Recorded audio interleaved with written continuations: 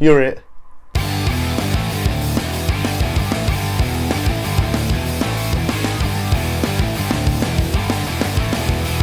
Tag is directed by Jeff Tomsic and stars Ed Helms, Jake Johnson, Hannibal Buress, John Hamm and Jeremy Renner, and this is the true story, well it's based around true events really, of a bunch of guys who every year for 30 years got together in the entire month of May to have a huge game of tag. But this year it's slightly different because their friend Jerry has never been caught in the entire 30-year run. So this story is all about how these guys managed to try and get Jerry in the biggest game of tag ever. Now, I'm a big comedy guy and I'm a fan of a lot of the actors in this movie, so this should be a recipe for success, right? Right!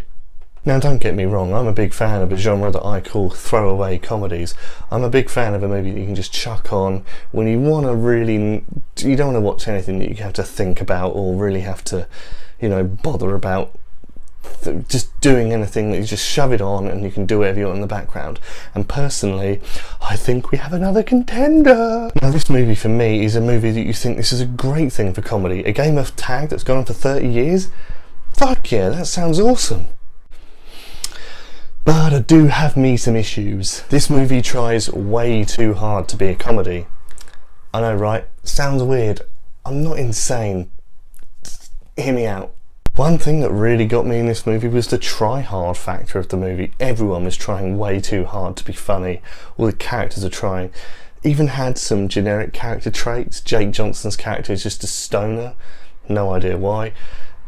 Just, it seems to me like John Hamm's character was taken straight out of The World's End from Nick Frost's character. It's a wealthy businessman who gets dragged into this thing and does it anyway and loves it. The whole thing, for me though, really comes down to the actual comedian in the room.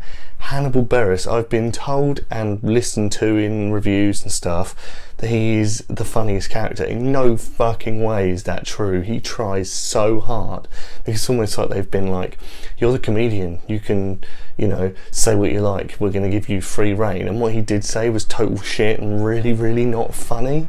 Don't understand why he has got the main praise. He's really, for me, like the worst bit about it. Now don't get me wrong, I'm a huge fan of a lot of the people in this movie. I love Jeremy Renner, it's fucking Hawkeye, man. I love Ed Helms, The Hangover, John Hamm, because it's fucking John Hamm. I love everyone in it. Rashida Jones is in it, and who doesn't love Parks and Rec? But regardless of who's in this movie, it's just really average. With that amount of star power, you'd think they could get a bit more out of him. But I just think they had a soppy, wet story to deal with. For me, the movie doesn't really pick up until Jeremy Renner's character comes into it. Then he starts doing his Hawkeye flips and shit, and it's completely over-exaggerated for comic effect. And I enjoyed that. I really enjoyed it when Jeremy Renner was in the movie, because that's when all the expositional things would come in, the story would pick up. Other than that, it's just dudes in a bar moaning that they can't do certain things, and their stories aren't all that great because Jerry glues them all together. Without that, they have no real conflict with each other. There's nothing really going on. As soon as he gets there, bang, bang, bang. I was loving every scene. And then when he was out of it again, I got a bit bored because they really have nothing to work with.